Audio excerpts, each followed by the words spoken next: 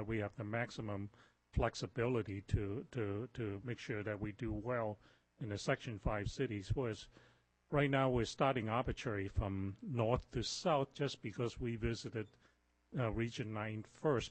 So I really think that we need to take time out to discuss how we want to do things before we dwell into directions that we give to the mapper. I welcome us taking a look and see what kind of data can be useful to us in terms of giving directions, but I think anything beyond that at this point in time is probably way ahead of the process. Yes, yes. I think the concern from the Q2 perspective would be that, as was just expressed by Ms. Henderson, that it is a big job to draw these 4 maps and to incorporate all of that data. So, in the absence of any kind of direction from this commission at this time, where we essentially table it, we task Q2 with incorporating information, then comments that we would send to them, and then they themselves would provide a report to us at our meeting on the 27th.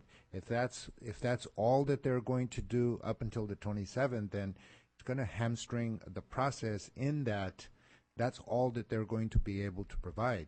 In the absence of any direction from ourselves right now to them, then we are going to pick up this discussion, at that time, and that pushes the process forward. And given the schedule that we have, as was pointed out, we enter into an intense 18-day road trip where their time is compromised around the input that they're going to be receiving and coding that.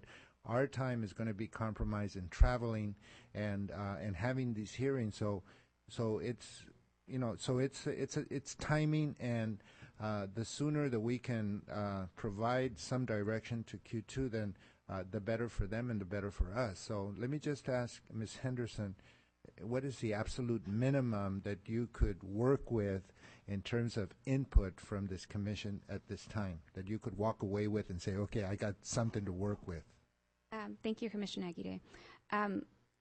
Ultimately, I think one way to think about this is that a lot of the areas where we need direction are on that 4th criterion, the counties, cities and counties, community of interest, and neighborhoods.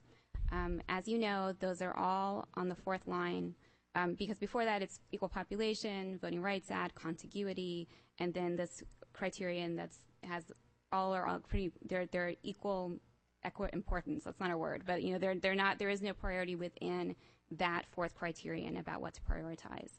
So, in one way, it would be nice to know if you have any sense of should we prioritize community of interest testimony over keeping counties whole, for example. That's one issue. In terms of actual geographic areas where it would be very helpful, that we really need to have some guidance from the commission so we can start looking at the basic architecture. Those would be the issues around San Luis Obispo County and Ventura County, if we should keep those counties whole, and how they should be kept with Santa Barbara County or not.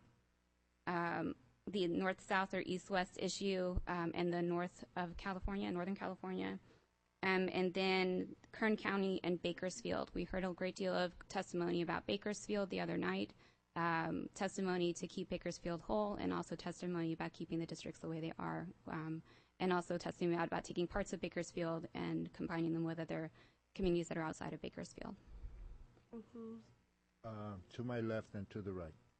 Yes. Okay. Am I the only one over here?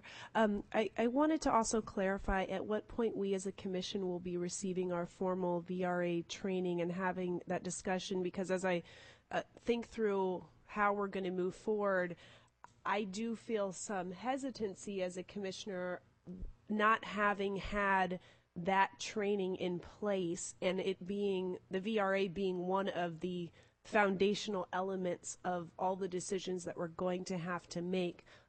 Is that going to be happening in Long Beach or on the 28th? Okay. Yes, Ms. Wilkins-Weber. All right, Ms. Dye. So I have a proposal.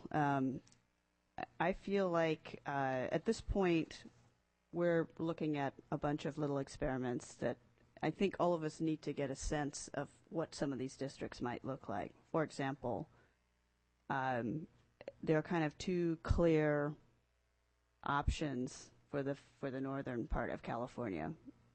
I think we'd like to see both of them and see kind of what they look like. So if you want something to draw, I think we would like to see both of them. And there were, again, just a couple of there. I think out of each hearing, we've heard 2 to 3 kind of distinct proposals, and until we see what that maps out to in terms of numbers and how it would translate into districts, I think it's very hard for us to say yes, definitively cut it here or not. I also feel like it would be difficult for us to philosophically say that counties are more important than communities of interest, or communities of interest are more important than keeping cities and counties together. I think it depends. I think there are areas where there are very strong communities of interest that would cause us to cut through county lines, and in other cases we've heard very strong testimony saying that we want to be kept whole as a county. So I think it's hard to do it abstractly. I think we have to talk about specific regions, and I think in the end it's going to depend on how the numbers come out, because we might be inclined to go one way or the other after we've seen some of those different options. One other thought, I wonder if this is the appropriate time to bring up Commissioner Barraba's suggestion. He asked me to present this since he had to leave early. Go ahead. His suggestion was to create a couple of what he called insight maps. These are not Insight, as in providing insight, yes. Not inside. And these were just to give us a sense that might help us give the context for what this might do for the entire state, understanding that we haven't heard public testimony in many parts of the state. And that was nor have we, gotten our VRA training, as was pointed out, but we know that you guys know a lot about that. And his thought was to start in the north, create districts that start in Del Norte and go into the Nevada border and go down far as south as it takes to create 2 horizontally configured congressional, senatorial, and 4 assembly districts.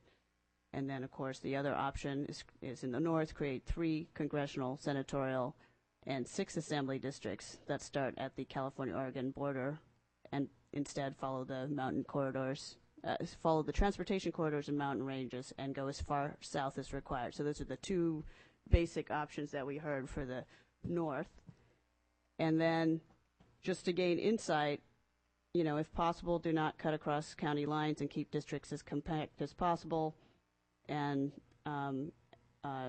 try to avoid violating the Voting Rights Act, nest Assembly and Senate districts to the extent possible, and do not connect with the population centers of any of the Central Coast counties. So anyway, he has I can give you this, but his suggestion is just so we can get a sense of what that would look like, just as an overall state. So insight as in concept maps. As a concept, yeah. Yeah. Not that we would consider this. It's not, it's just a starting point for us to kind of get a sense of what this does in terms of populations, how big the districts would look. Yeah, and it would give us something concrete to have a discussion around. Yes, Ms. Filkin-Wilmer. I strongly disagree, because what you've just done, and the Commission has not made any decision whatsoever about the manner in which we are going to direct Q2. And although I certainly can appreciate Mr. Barraba's recommendations in that regard, Commissioner Dye has not, but the agreement of the full Commission directed Q2 and you, Ms. Henderson, today to do anything.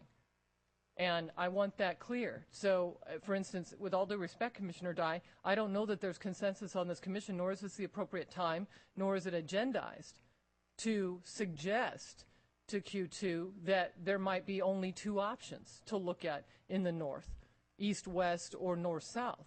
That hasn't been done. And as I understand it, is that this Commission is supposed to come to some consensus before we provide recommendations to even look at insight maps, to look at options. And in that regard, I do have a question for you, Ms. Henderson. On page 9 where you have your options. Who drafted the bullet points that are on page 9? Who came up with those options?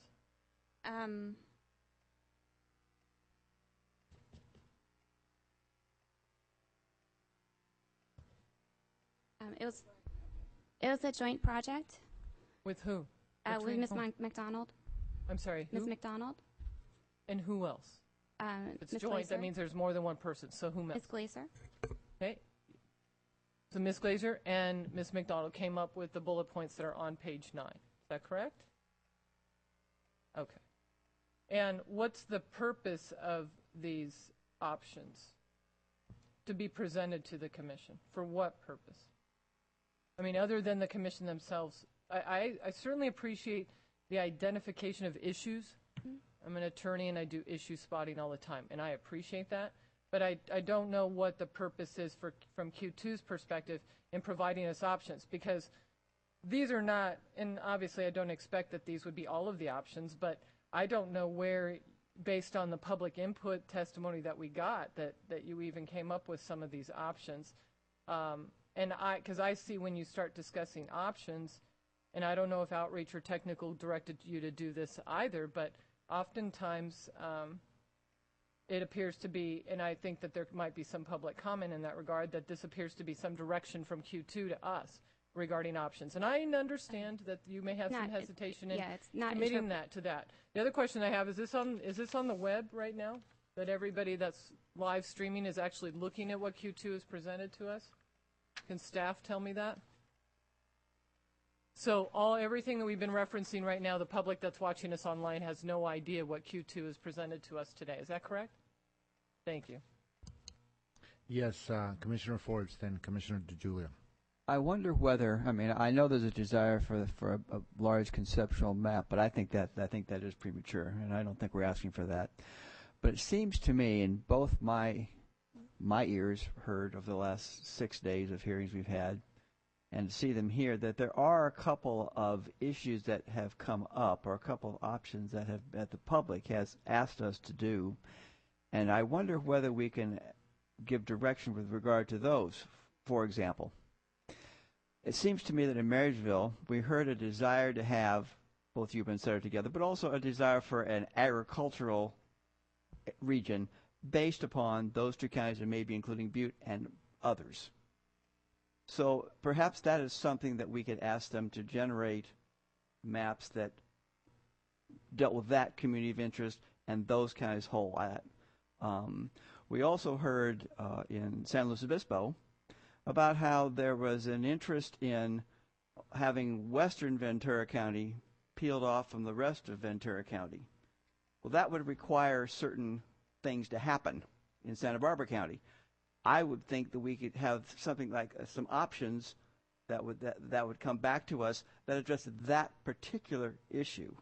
That would be keeping Santa Barbara County whole, adding Western Ventura County, or as another option would be, if we had Santa Barbara and San Luis Obispo together. Those are options that I think that we could ask them to generate that would reflect what the public asked and reflect community of interest without committing ourselves to anything more.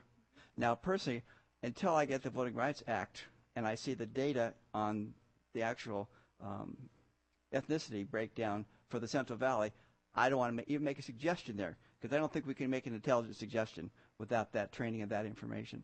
But I think there are some things we can do. Or a third one might be from Reading. Let's say we were going to do an East-West district at the top of the state. What could that look like? That would be, I think, something for them to do, and something that would be useful for us